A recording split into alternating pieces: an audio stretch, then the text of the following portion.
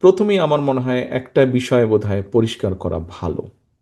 আহ, একটু আগে আহ, মহাসচিব সাহেব ওনার বক্তব্যে একটি বলেছেন যে আম্মা অসুস্থ হওয়ার আগে সর্বশেষ যেই অনুষ্ঠানটিতে উনি গিয়েছিলেন 21 তারিখে, আহ, সেখান থেকে আসার পরে উনি অসুস্থ হয়েছেন।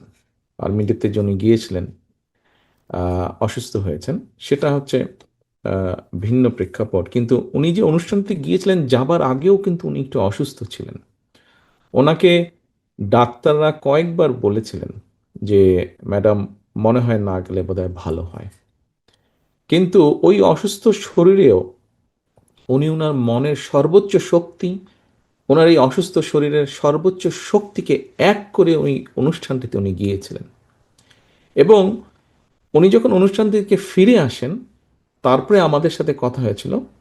ওনার সাথে আমার ছোট ভাইয়ের স্ত্রী, সেও অনুষ্ঠানটিতে ছিল, আম্মার সাথে গিয়েছিলেন।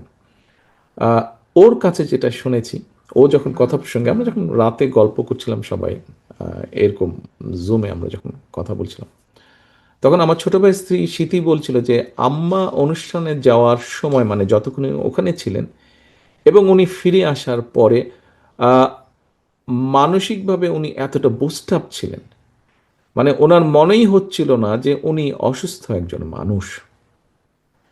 সো এই কথাটা দিয়ে আমার মনে হয় আর বোধহয় বুঝতে কারো বাকি থাকে না যে আপনাদের সাথে, আপনি সার্ভিসে অথবা রিটায়ার্ড যে অবস্থায় থাকুন, আপনাদের সাথে জিয়া ফ্যামিলির বোধহয় সম্পর্কটা কি। আমি এই পুরো বিষয়টা, এই ছোট্ট ঘটনা দিয়ে বিষয়টি বোঝানোর আপনাদের সামনে চেষ্টা করলাম, তুলে ধরলাম। এবং আমি বিশ্বাস করি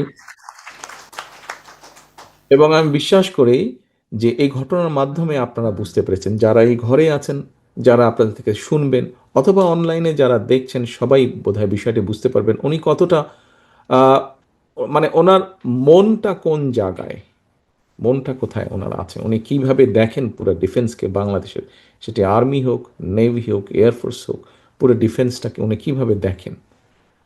একদিন এটারই পার্ট ছিলেন উনি।